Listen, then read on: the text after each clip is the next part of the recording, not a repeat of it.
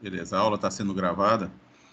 Inclusive, se alguém chegar atrasado e tudo, pode assistir novamente depois. A ideia da aula de hoje é dar uma recapitulação, né, voltar a fazer uma revisão sobre aquela otimização monoobjetiva que nós fazíamos utilizando o algoritmo genético. Então, se vocês quiserem me interromper em qualquer momento, ou falar disso eu lembro, alguma coisa do tipo, vocês fiquem à vontade, né? Primeiramente, eu gostaria de falar que a otimização que nós fizemos era monoobjetivo. Nós tínhamos uma única função f de x. Vocês lembram que vocês utilizaram o algoritmo genético para fazer a otimização de funções? Sim. Beleza. A gente tinha um único f de x e saía um único resultado. Em alguns momentos, o nosso f de x ele estava no Rn. Mas o nosso contradomínio, eu acho que o desenho é até outro, o desenho correto é esse aqui. O nosso contradomínio estava no R1. Sempre, em todo momento que nós utilizamos AG, foi dessa forma. Então, vocês tinham uma função lá que tinha 10 variáveis de entrada e apenas uma saída, um único valor de saída. Vocês utilizaram até uma base de dados aqui que é otimização Surjano, se eu não me engano o nome da pessoa.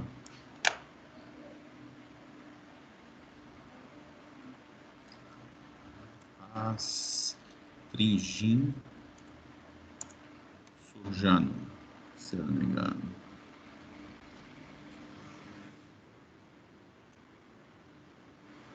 É esse aqui. Foi esse site aqui que eu passei para vocês. Então, tinha várias funções monoobjetivas que vocês utilizaram no algoritmo genético. As funções, elas eram n-dimensional, ou seja, o nosso R de entrada da função era no Rn. Olha lá, tamanho das dimensões D. Mas a nossa saída sempre era no R1. Vocês se lembram disso, gente? Sim?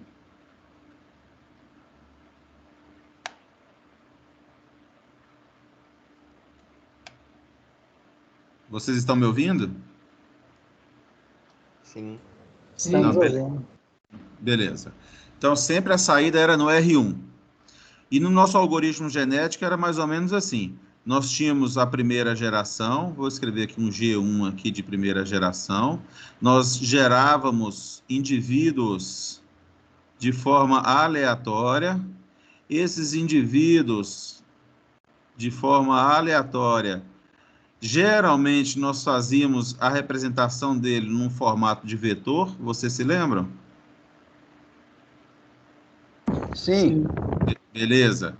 Se a nossa função era n-dimensional, ou o D aqui fosse igual a 10 dimensões, se a nossa entrada fosse de dimensão igual a 10, o que a gente fazia? A gente pegava cada indivíduo representado no vetor, tinha 10 posições. Cada uma dessas posições, aqui eu acho que tem menos de 10, mas vamos supor que tem 10. Cada uma dessas posições era o x1, x2, x3 até x10 de entrada dessa função aqui, por exemplo, que vocês otimizavam, certo? Nessa primeira geração, esses números eles eram gerados de forma aleatória. Quando a gente pega a função, a gente pega o domínio da função. Essa função rastringin, por exemplo, o domínio dela é entre menos 5.12 mais 5.12. Tá certo? Então, os números aleatórios respeitavam essa restrição, ou esse domínio de valores, melhor dizendo. Os indivíduos aqui, na primeira geração, eles se recombinavam entre eles de alguma forma. Vocês se lembram? Geravam filhos. Certo, gente? E a gente fazia uma geração de mutantes também. Sim. Certo? Beleza. Para nós selecionarmos, aqui tinha 1, 2, 3, 4, 5, 6, 7, 8 indivíduos. Nós tínhamos que selecionar dessa geração para a segunda geração, e assim por diante, nós tínhamos que selecionar novamente 8 indivíduos. E nessa seleção era incluso os indivíduos pais, que eram esses, os indivíduos filhos e os indivíduos mutantes. Era considerado todos os indivíduos. Aí a gente fazia uma seleção natural das espécies. Nessa seleção, nós aplicávamos o elitismo. Vocês lembram que a gente aplicava um elitismo? Sim. Certo. E a gente selecionava o restante para perfazer ou para completar os 8 indivíduos, nós usávamos aquela roleta viciada. Tá certo? Sempre privilegiando os mais aptos, ou os que tinham melhor pontuação ou menor valor de retorno da função que a gente estava otimizando. Alguém tem alguma pergunta?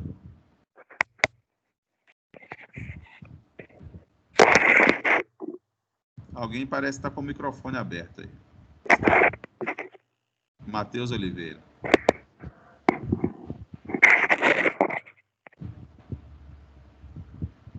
Espero não ter te tirado da sala, só mutado você.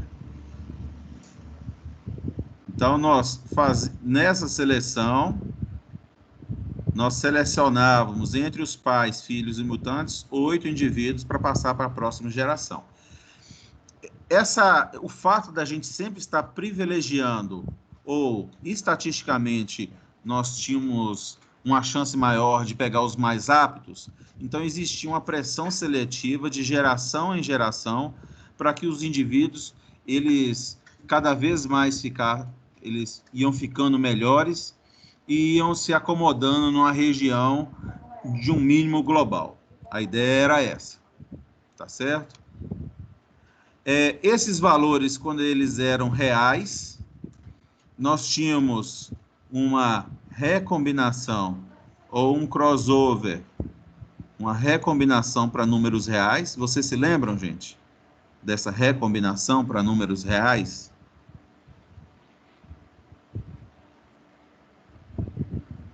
Mais ou menos. Não lembro os detalhes, não. Beleza, bom. Como é uma revisão e a gente precisa partir deste ponto,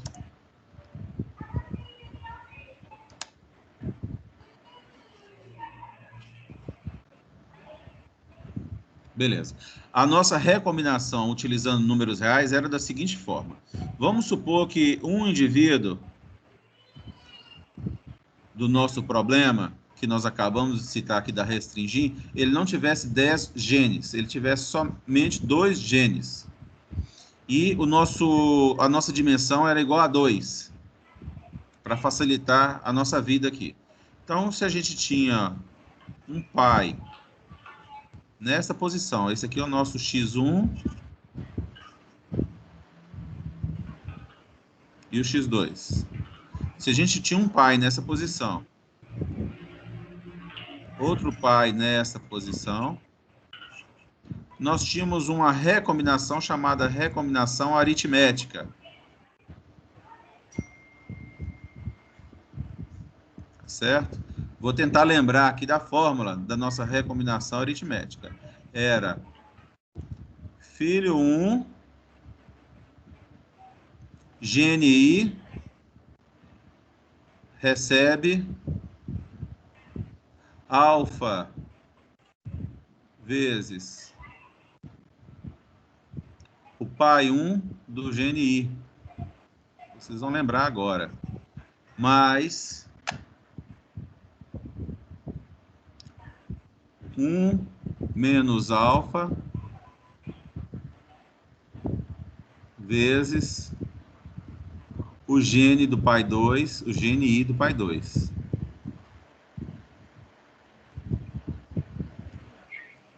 Vocês se lembram mais ou menos desta fórmula?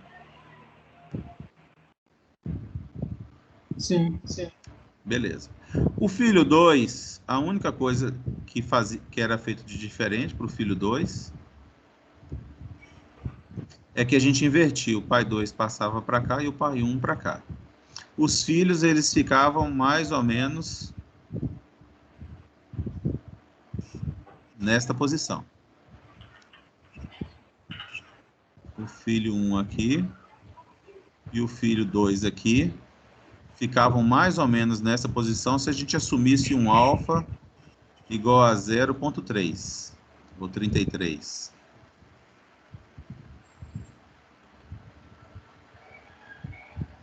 Tá certo, gente?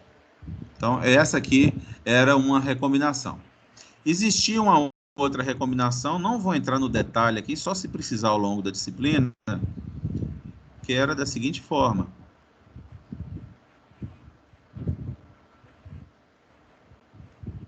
X2. Pai 1 e pai 2. Os filhos, eles ficavam... Deixa eu verificar se eu consigo mudar aqui.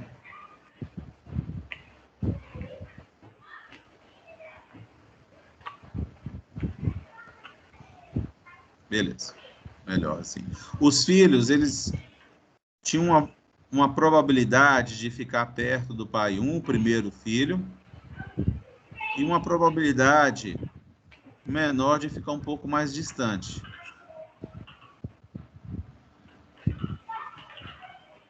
E o filho 2 ficava próximo do pai 2. Uma probabilidade de ficar cada vez mais próximo e uma probabilidade menor de ficar distante. Vocês se lembram mais ou menos que isso tinha uma outra recombinação chamada BLX-alfa, que produzia esse efeito?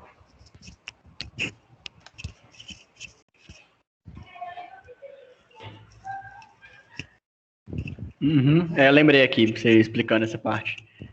Beleza. Beleza.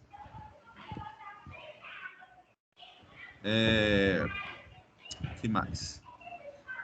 A recombinação, que é importante nós citarmos. E já estou finalizando a parte do AG. A recombinação era feita dessa forma e a mutação. Como que a mutação ela era feita? Então, esse aqui é um indivíduo. E esse aqui era o pai. O mutante, ele era uma cópia do pai. A gente copiava os genes do pai, percorria os genes do pai e selecionava com uma certa probabilidade um determinado gene para sofrer mutação. E aquele gene que sofria mutação, ele era acrescido de um alfa, que era uma variável aleatória de distribuição normal. Então, o gene do pai na posição I, que vinha para cá, opa,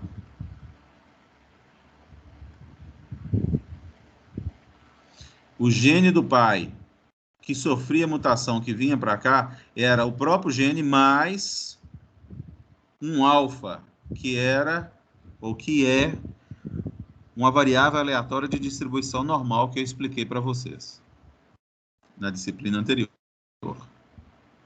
Até aqui tudo bem, gente? Alguém tem alguma pergunta nessa revisão? Tranquilo? Tranquilo. Sim. Beleza. Tudo bem. Que mais que eu ia falar? Então, este aqui era o nosso algoritmo genético, bem resumido, que fazia otimização monoobjetivo de uma função matemática, cuja entrada era no Rn e a saída era no R1. Por isso que ela é monoobjetiva. O objetivo era otimizar apenas uma única função matemática, uma única saída. Beleza.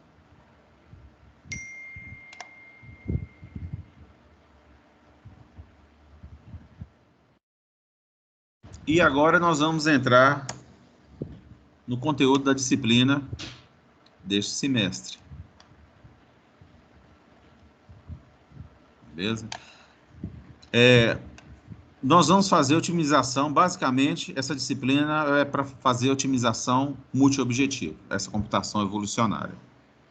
Nós vamos aprender conceitos ao redor disso, porque a computação evolucionária, ela tem bastante conceitos ao redor. Mas, basicamente, nós vamos ver do início ao fim, otimização multiobjetivo. O que significa isso? Imagina que quando eu tenho um f de x,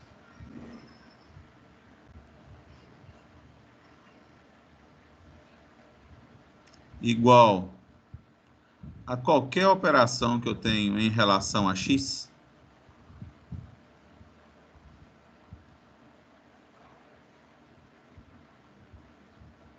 eu posso, em um plano cartesiano, desenhar a minha função, o meu domínio, que está em x, e o meu contradomínio, que está em y. Então, em uma única representação, eu consigo desenhar o meu domínio da função e o meu contradomínio. E quando eu consigo desenhar, sai algo assim. Certo, gente? Estou só exemplificando. E agora, quando eu tenho assim, ó,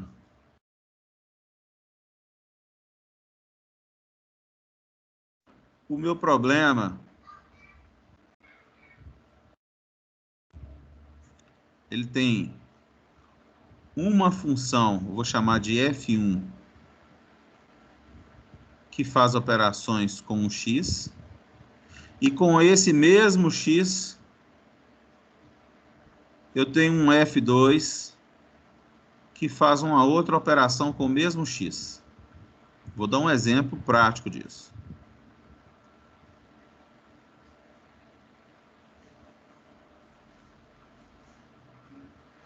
Vamos supor que esta função aqui calcula o custo da peça de um carro. E esta função 2 aqui calcula o benefício da peça de um carro. Vocês concordam que a entrada são os parâmetros daquela peça? A entrada é a mesma, tanto na função 1 quanto na função 2. Vocês concordam, gente?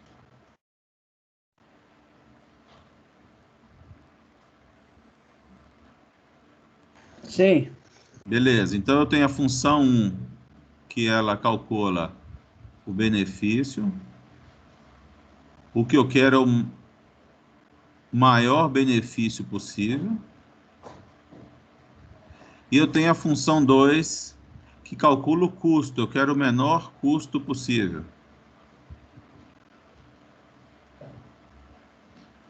E a entrada dessa função é a mesma entrada dessa função. É uma determinada peça. Eu entro com uma peça do carro e ela vai sair com os seus parâmetros que seja, podendo ser no RN.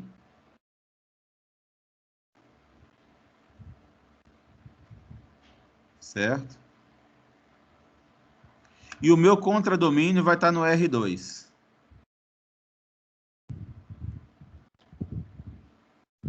O que vocês acham? Faz sentido isso, gente?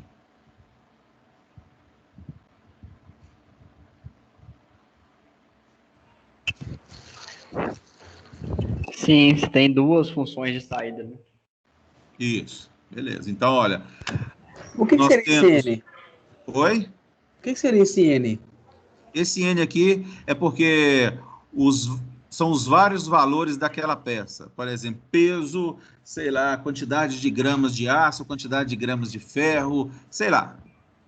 Então, esses vários valores daquela peça que eu estou querendo calcular o benefício e o custo, esses vários valores, está descrito no RN. Você concorda comigo? Entendi. Beleza. Isso, beleza.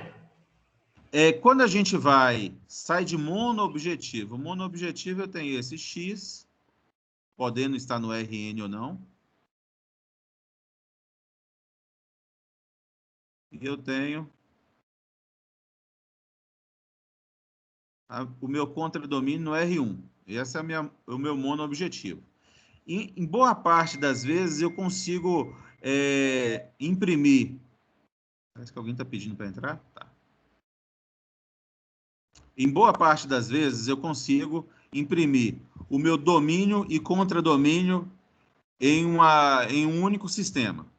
Por exemplo, essa função rastringir, que é monoobjetivo, boa parte das vezes eu consigo em um único sistema.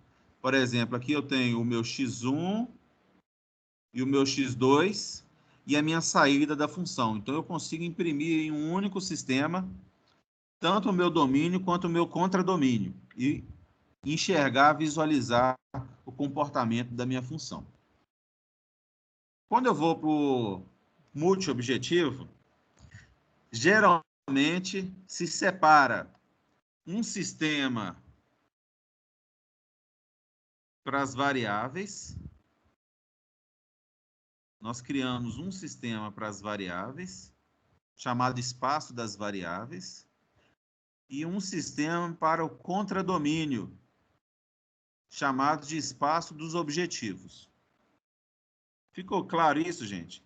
Eu simplesmente separo isso aqui, o domínio fica em um sistema e o contradomínio fica em outro. Eu vou dar um exemplo disso. Alguém tem alguma pergunta?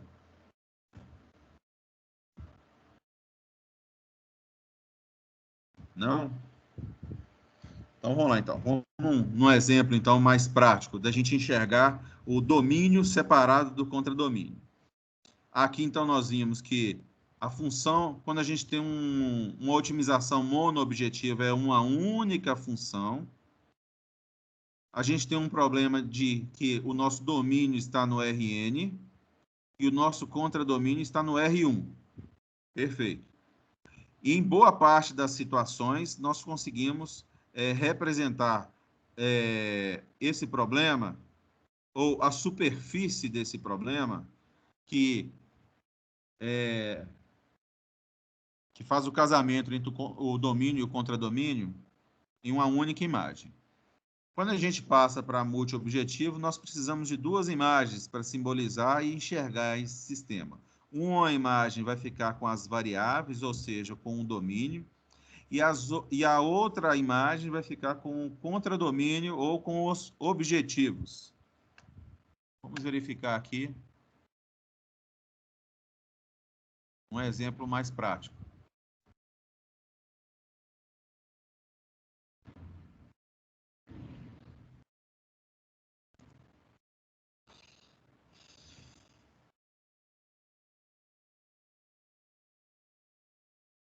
Beleza. Eu vou desenhar o nosso sistema de variáveis.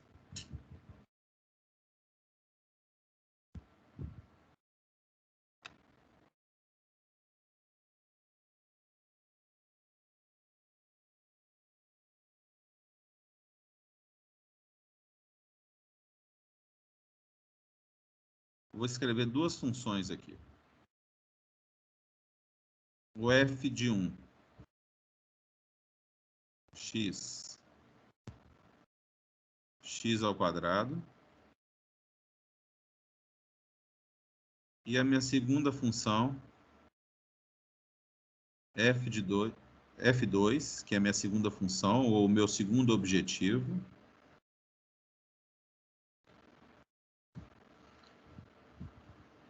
É igual a x menos 1 elevado ao quadrado. Tá certo? Vamos ver aqui como que ficaria o comportamento da nossa função. Ainda eu vou dar uma misturada aqui no domínio com contradomínio. Nosso domínio está no R1, o nosso x ele é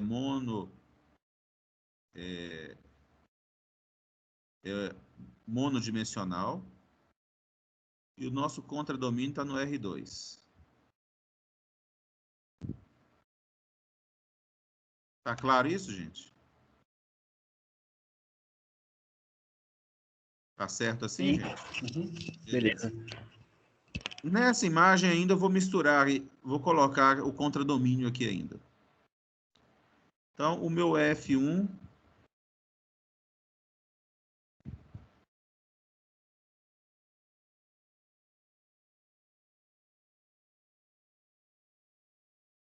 é esse aqui. Tá certo? O meu F2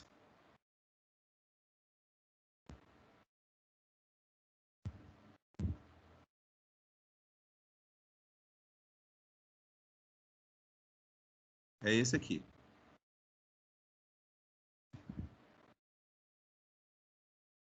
Tá certo isso, gente? Tá, não tá? Se eu entrar com 0 no meu F1, 0 ao quadrado, 0. Certo? Eu vou ter essa parábola. Se eu entrar com 0 no meu F2, 0 menos 1 ao quadrado, 1. Sim. Tá certo? Uhum. Se eu entrar com 1 no meu F1, 1 ao quadrado é 1. E se eu entrar com 1 no meu F2, isso aqui vai dar 1 menos 1, 0, 0 ao quadrado, 0. Então vai ter esse comportamento aqui. O F1 vai ser uma parábola cuja essa ponta aqui da minha parábola está em 0.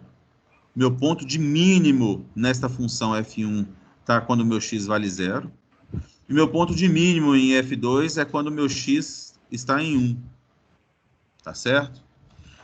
Quando eu quero otimizar as duas funções ao mesmo tempo,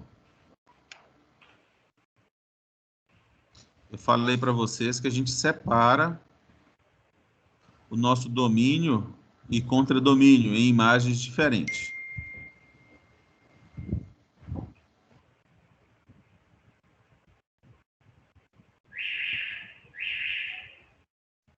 Este aqui é o meu contradomínio.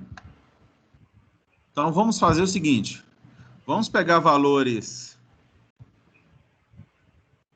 0, meio, 1, 1,5,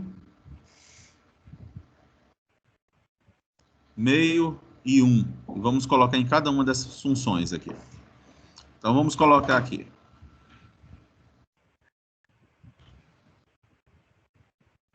Nosso domínio vai ser 1, menos 1, aliás, menos meio, 0,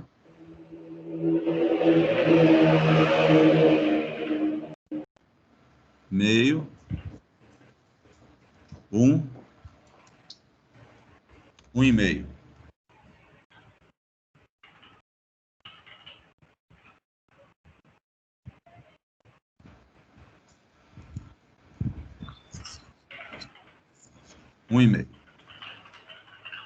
O nosso contradomínio, que é no R2, eu tenho a função 1 e a função 2.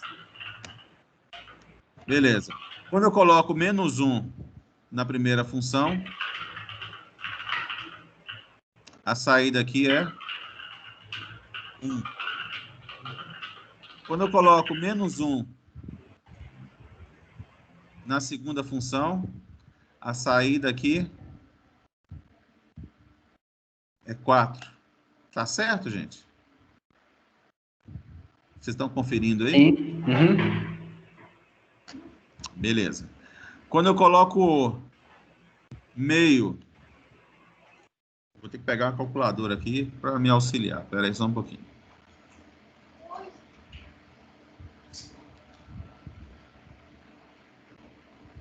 Para eu perder menos tempo aqui. Quando eu coloco meio na minha primeira função, que é a função F1,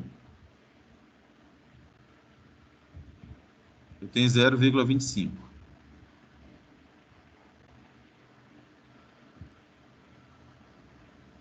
Quando eu coloco menos meio esse mesmo menos meio nesta função, eu tenho menos 1,5, não é isso?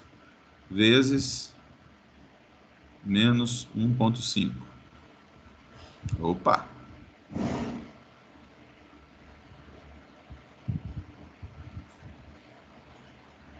Calma aí, gente. Vai dar 2,25.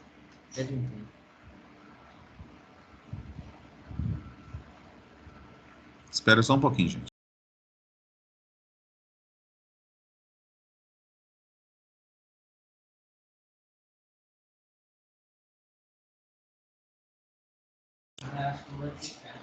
Quando eu coloco 0 no F1, a saída é 0. Quando eu coloco 0 em F2, a saída é 1. Quando eu coloco meio em F1, a saída é 0,25. Tá certo? Quando eu coloco meio em F2, a saída também é 0,25.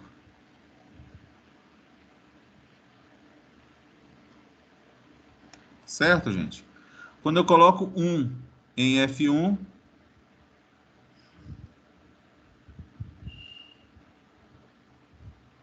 a saída é 1. Quando eu coloco 1 em F2, a saída é 0. Quando eu coloco 1,5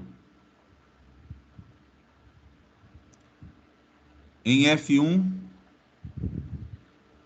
é 2,25. É isso mesmo?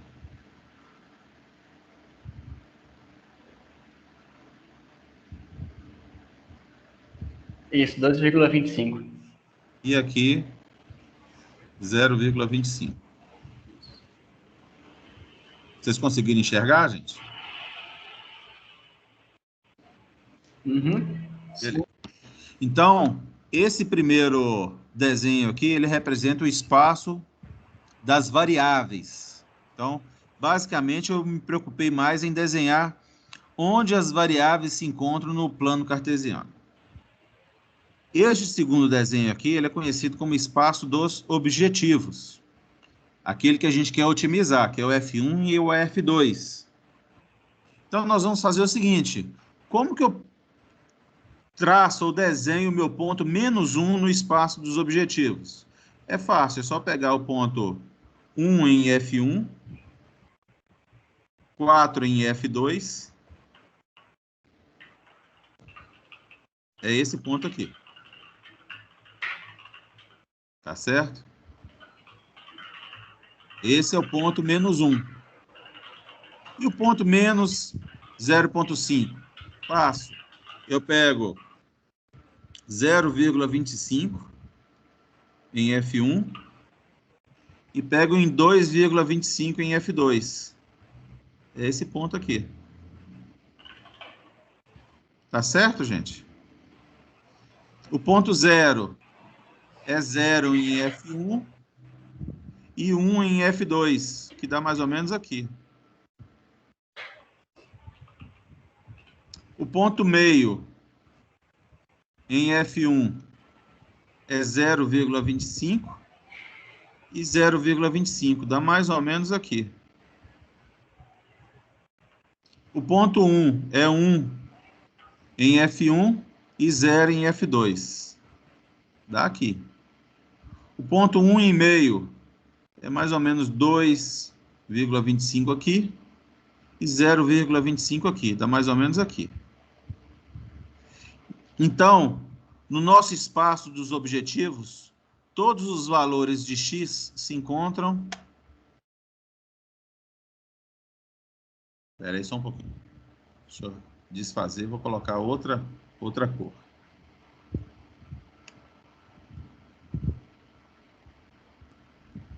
Beleza. Todos os pontos do nosso espaço das variáveis no espaço dos objetivos se encontram aqui. Tá muito viajado, gente? Não, tô entendendo. Tá dando pra entender. Então tá bom. De boa. Então, olha, falando novamente, nós temos o espaço das variáveis, que está no R1. Eu desenhei essas funções aqui só para nós enxergarmos melhor o que estava acontecendo. E tem o espaço dos objetivos, que está no R2, que é o nosso contradomínio, que é esse aqui. Tá certo? Como que eu sei que um ponto no nosso espaço das variáveis, onde se encontra nos objetivos? Fácil, igual a gente fez. A gente colocou vários pontos de entrada, aplicamos no F1 e no F2.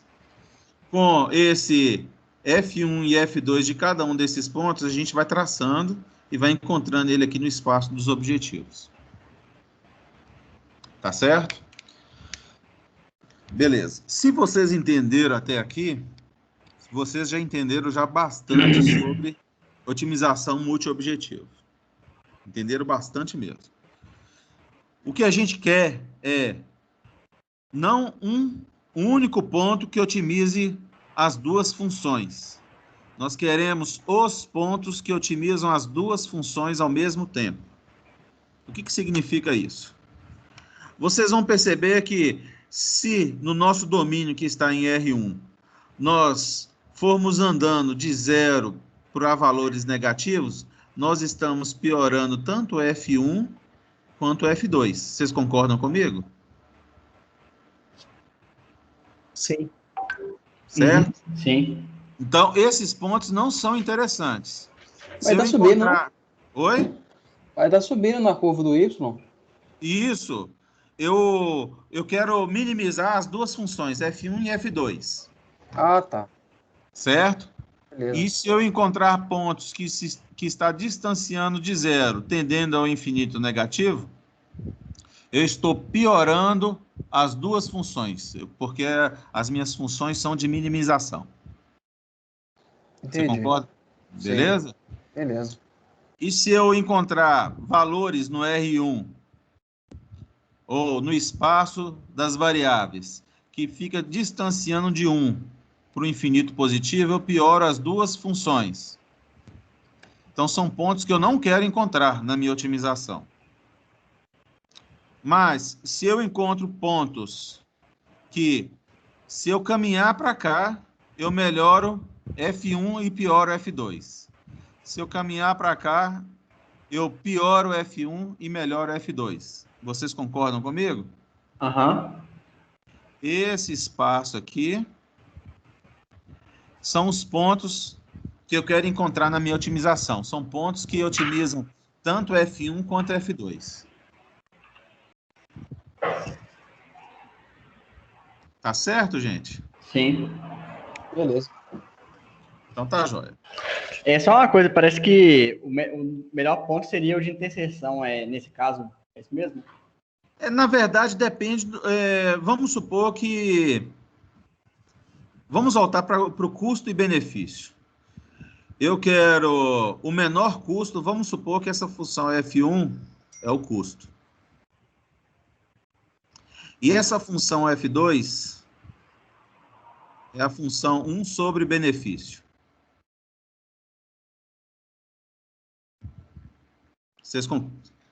Ficou claro isso? Sim. Olha, quando eu tento melhorar uma função, eu pioro a outra. Eu estou na função F1, que é o custo. Eu tento melhorar o meu benefício e eu estou piorando o custo. Eu tento melhorar o custo e eu estou piorando o benefício. Tá certo? Então, para responder sua pergunta, se o melhor ponto seria o meio, na verdade, todos os pontos que se encontram aqui são os melhores pontos. Uhum. Entendi. E o objetivo nosso, como engenheiro da computação, é entregar para o engenheiro mecânico que vai projetar o carro, que vai projetar a peça, pontos igualmente espaçados aqui. Ah, eu quero 5 pontos igualmente espaçados aqui, de forma que o engenheiro mecânico, ele tem uma capacidade maior de analisar. Ah, não, você me entregou 5 pontos possíveis e dentro desses 5 pontos eu escolhi este, o do meio, por exemplo. Eu quero só metade de custo e metade de benefício. Ah, não, eu quero lançar um carro top, não interessa o custo, eu quero o melhor benefício porque tem um mercado para ele. Então, eu vou escolher pontos mais próximos de cá. Mas eu preciso... Está claro isso para vocês, gente? Sim. Mas eu preciso entregar pontos igualmente espaçados aqui para ele conseguir tomar essa decisão para mim. Beleza. Alguma dúvida, gente? Para mim tá tranquilo. Tranquilo? Alguém quer perguntar alguma coisa? Para mim tá ok até agora. Então tá, joia. É nesse cenário que nós começamos a enxergar o que é uma otimização multiobjetiva. É quando eu tenho 2 ou mais funções para serem otimizadas e quando eu melhoro uma, eu pioro todas as outras. E eu preciso fazer um mapeamento dessa superfície de forma que, quando eu entregar para o engenheiro consegue tomar a melhor decisão possível. Que foi o que a gente acabou de fazer aqui. Esses pontos igualmente espaçados são esses aqui, ó. Vamos supor que são 5, são 7 pontos igualmente espaçados. Tá certo? Olha, eu tenho um ponto aqui que o meu x valendo meio, um ponto aqui valendo 1/3 de meio, 2/3 de meio e 0. Digamos assim, eu tenho 7 pontos igualmente espaçados. E aqui nesta curva, esses 7 pontos estariam aqui, ó. Um aqui. Espera aí só um pouquinho. Deixa eu mudar de cor.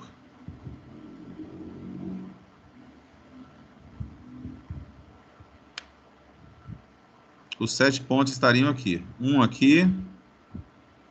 Um aqui. Um aqui.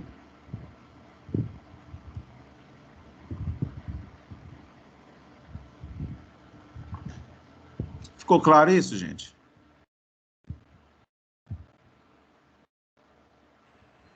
Sim. Sim. Beleza. Nesse sistema, nesse tipo de função que nós definimos do R1 para o R2, é esse comportamento que nós temos. Eu vou fazer algo parecido com isso, mas tentando fazer do R2 para o R2. Neste caso nosso aqui, do R1 para o R2, todos os pontos, todos os x que nós encontrarmos, eles vão estar presos nesta linha, que vai para o infinito nesse sentido, e nessa linha que vai nesse sentido, de forma infinita nesse sentido. Tá certo, gente? Eu não vou encontrar pontos aqui, aqui, aqui e nem aqui. Esse espaço aqui não vai ter pontos, não vai existir nenhum x que crie pontos aqui. Tá certo? Beleza. Tá bom. Vamos dificultar um pouquinho mais isso aqui.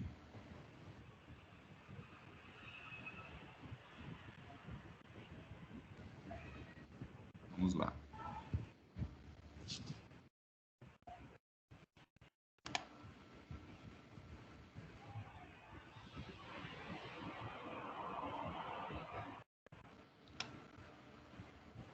Vamos fazer essa função f1, fica um pouco diferente. A minha função f1, ela recebe...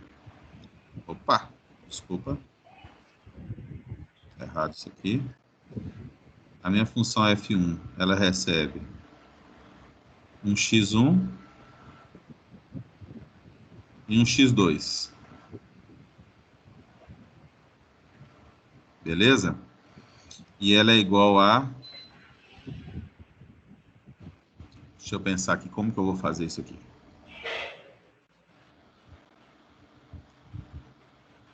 X1 ao quadrado mais x2 ao quadrado. E a minha F2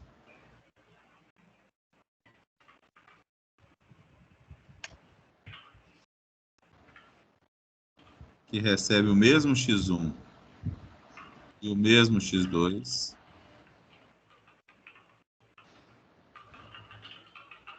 ela é igual a x1 menos 1 ao quadrado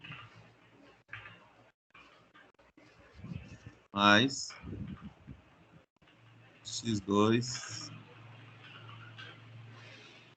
menos 1 ao quadrado. Eu vou tentar desenhar com o mouse aqui nesse browser, ou nesse whiteboard aqui, como que ficaria o espaço das variáveis. Espero que eu consiga desenhar.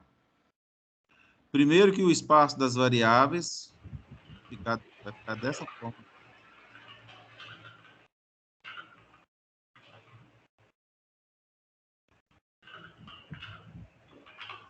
F1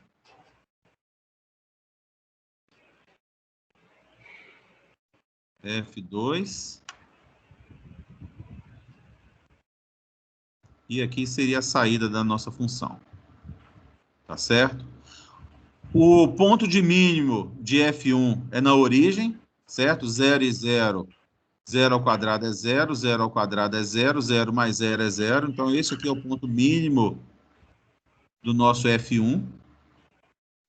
Qualquer outro ponto... Opa, eu coloquei F1 e F2, está errado. Esse aqui é o espaço das variáveis e não o espaço dos objetivos. Desculpa, viu, gente? Então, esse aqui é o nosso x1 e esse aqui é o nosso x2. Quando eu aplico x1 e x2, isso aqui é um plano cartesiano, tá? 90 graus aqui. E aqui sobe. Quando eu aplico em F1, quando eu entro com o valor 0 e 0, tanto para x1 quanto x2, nestes pontos aqui, o F1 eu tenho um ponto de mínimo, que é a origem. Então, esse F1 ele representa um paraboloide. Deixa eu ver se eu consigo. Vou pegar outra cor aqui para desenhar esse paraboloide. Vou ver se eu consigo, porque aqui fazer isso no browser tá meio chato.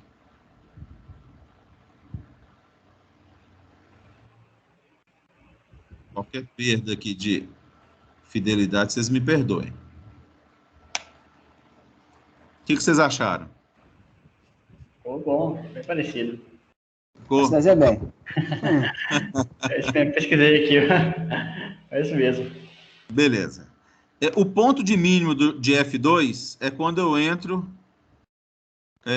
se eu entrar com valores 0 e 0 aqui, em F2, eu vou obter, na parábola, eu vou obter algo acima aqui. Mas o ponto de mínimo de F2 é quando eu entro com 1 e 1. 1 menos 1 é 0 ao quadrado, 1 menos 1 é 0 ao quadrado, soma e dá 0. Então, o ponto de mínimo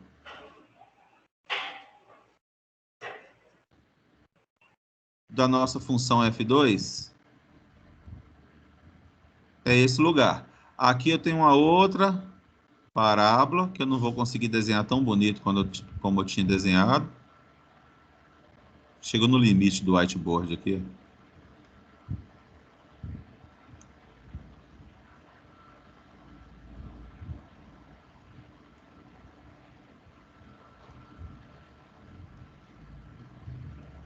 Beleza? Então, tem duas parábolas. Esse é o nosso espaço das variáveis.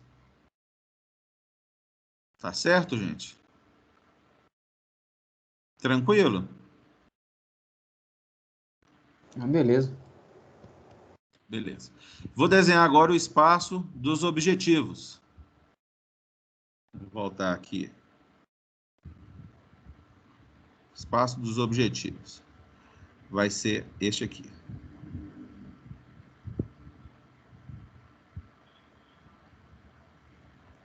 F1 e F2. Tá certo?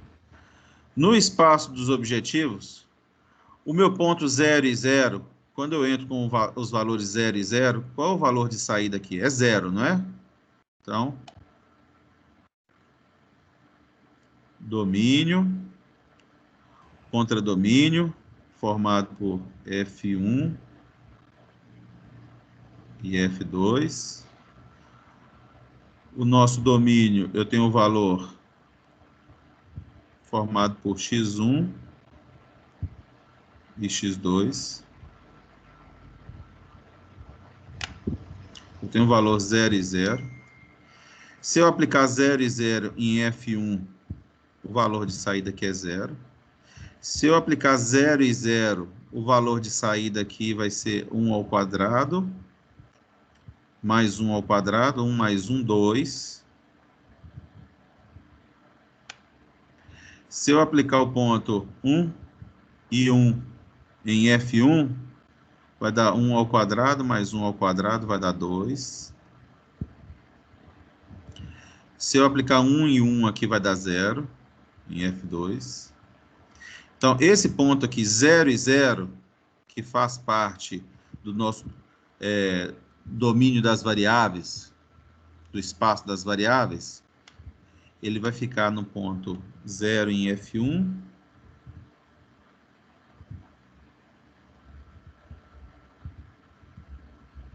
e 2, vai ficar aqui. O meu ponto 1 e 1 vai ficar no ponto 2 de F1 e no ponto 0 de F2, vai ficar aqui. Os demais pontos, vocês podem me acreditar que eles vão formar uma imagem parecida com essa. Vocês podem acreditar, tá certo? Bem parecido com essa aqui. Só que neste caso, eu consigo ter pontos internos.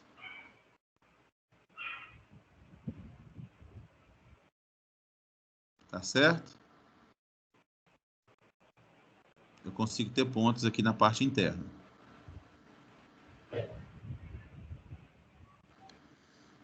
E a imagem, o meu objetivo, na hora que eu estiver otimizando, é encontrar pontos igualmente espaçados, igual eu encontrei aqui.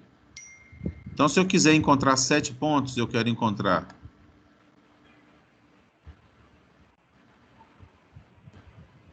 um ponto aqui, um ponto aqui, um ponto aqui, outro aqui, igualmente espaçados. Tá certo, gente? Este aí é a nossa introdução aí, a nossa problemática. Vamos supor, por que eu estou aumentando aqui para o R2? Porque quando eu tiver uma peça de carro ou um carro aqui, eu vou ter vários valores. O meu X aqui, ele vai estar descrito no RN. Por isso que eu resolvi aumentar aqui para 2 variáveis, e aqui também. Então, a gente vai tendo esse comportamento. Estes pontos aqui são estes pontos aqui, ó. É quase que uma linha reta entre os pontos de mínimo. Esses pontos aqui, descritos em x1 e x2, são os pontos que definem essa curva aqui. Tá certo, gente? Gostaria de perguntar para vocês se em alguma outra disciplina vocês ouviram falar sobre curva de Pareto. Vocês ouviram falar disso? Eu não. Já tinha ouvido falar, eu acho que foi na sua aula de introdução mesmo. Ah, tá. Essa curva de Pareto, geralmente, Pareto foi um cara na área de economia. E se a gente pensar aqui em custo, benefício, etc., a gente vai ver que essas coisas são aplicáveis em economia. E essa curva aqui, que não tem pontos abaixo dela, é chamada curva de Pareto. É a regra dos 80-20, professor? Não Eu estou não lembro dessa confundindo. regra, não, dos Ah, tá. 80-20. Então deve estar confundindo, desculpa. Não, pode ser alguma coisa relacionada, mas eu não estou conseguindo associar com essa parte da disciplina. Regra dos 80-20. Eu acho que é diferente, porque... Ah, não, tem que ter uma correspondência ali. Apareceu Pareto aqui, ó. Eu conheci isso aí, mas não foi de disciplina, não. Foi por fora. É isso que eu pensei. Eu acho que a 80-20 ela tá um contexto um pouco diferente, mas... Provavelmente, esse Pareto, ele não deve ter descrito só essa curva de Pareto, né? Ele deve ter escrito outras regras, por exemplo, essa 80-20. Pode ter alguma coisa relacionada com o nome do cara, do Pareto. Tá certo? Aí a gente tem que dar uma olhadinha mais a fundo aí, mas não está totalmente fora, não. Você falou Beleza. aí de uma regra que parece, na primeira consulta aqui, ser do próprio cara que fez aí, que bolou a curva de Pareto. Beleza.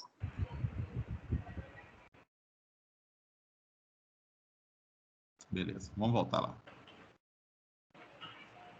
Vamos voltar. Então, esta curva aqui,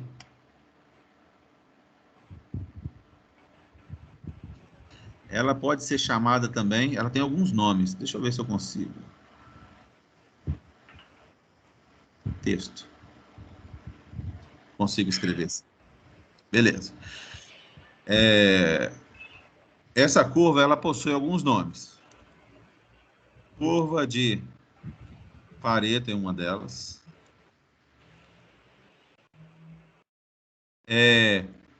Pontos não dominados é outra. E a gente vai entrar nessa parte de dominância daqui a pouco.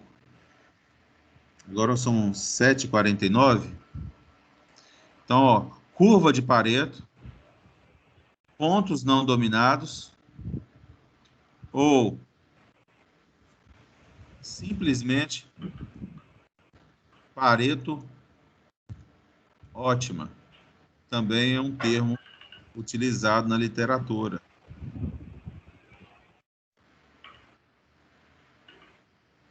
Deixa eu colocar um P maiúsculo aqui, que eu acho que é isso que está dando errado aqui. É o nome próprio.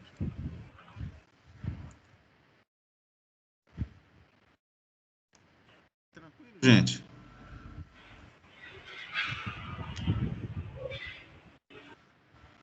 Tranquilo, gente? Até aqui?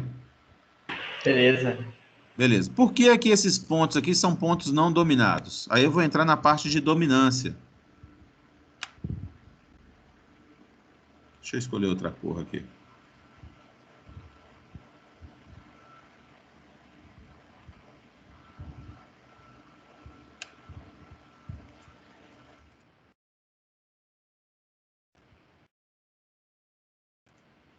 Dominância. Como que funciona a dominância?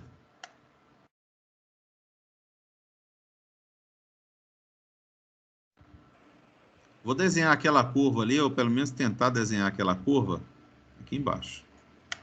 A dominância é o seguinte, vou colocar vários pontos.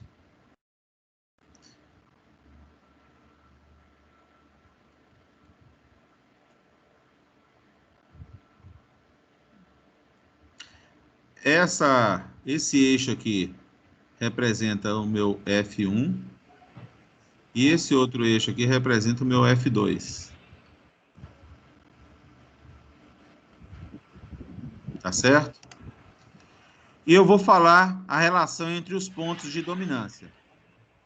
para um ponto dominar o outro, ele tem que ser melhor tanto em F1 quanto em F2 em relação àquele outro ponto. Então, se eu pegar este ponto aqui e este, eu posso falar que este ponto domina este.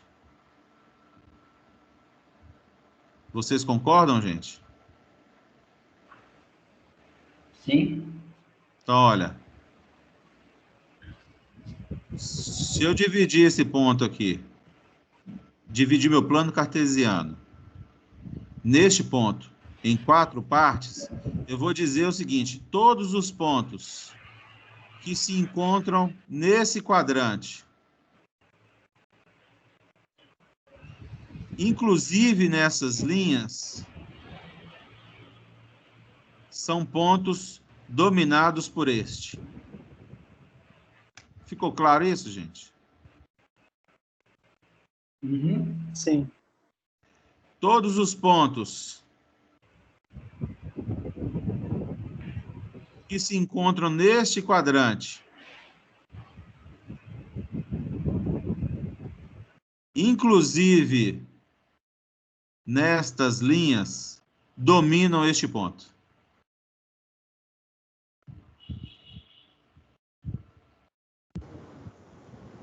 Não seria o contrário, não, o nome? Não, este ponto domina os pontos de cá. Certo? No caso, é E a este, função. e este ponto aqui, ele é dominado pelos pontos neste quadrante. Que no caso é a função de minimização? É uma função de minimização. Ah, tá. Beleza. Olha só, este ponto aqui, ele é menor do que este, tanto em F1 quanto em F2. Então, ele domina este ponto. Entendi. Todos os pontos que se encontram neste quadrante, são pontos menores, tanto em relação a F1 quanto a F2. Então, este ponto aqui é dominado por todos estes pontos. Tá certo? Uhum. Neste quadrante de cá e neste quadrante de cá, ele não é nem dominado e nem domina. Ficou claro isso, gente? Sim. Sim. Isso tudo para explicar essa expressão aqui, ó. Os pontos mais próximos da origem que estão nesta curva são os pontos não dominados. Ninguém domina eles. Vocês concordam? Olha, não existe ponto neste quadrante aqui para dominar este ponto aqui. Então, ele é um ponto não dominado, ninguém domina ele.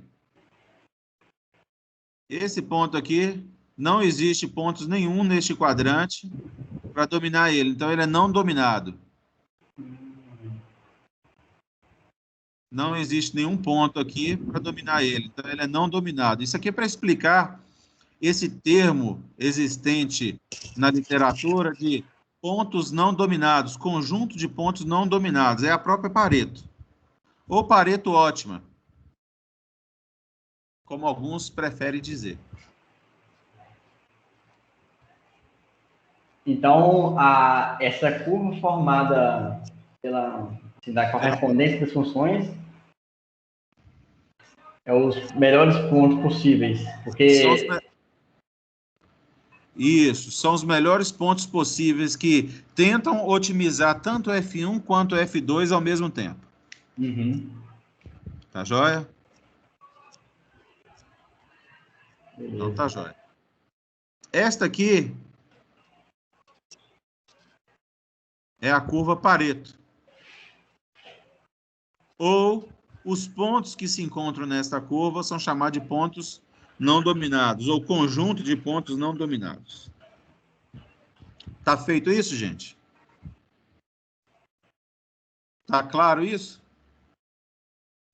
Sim. Sim. Deixa eu dar uma olhadinha. Nossa aula deveria terminar que horas? apesar do atraso de começar.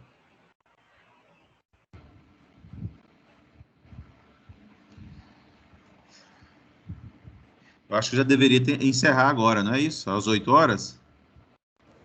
Acho que é isso mesmo. É, 655. Vocês têm aula após a minha aqui? Eu não tenho, não. Eu não. Então, beleza. Mas eu vou encerrar assim mesmo, porque o conteúdo já foi um conteúdo assim bastante...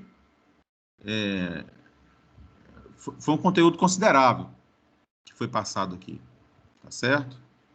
Eu vou encerrar por aqui mesmo. Tá joia? A aula foi gravada. Deixa eu dar uma olhadinha aqui. Parar a gravação.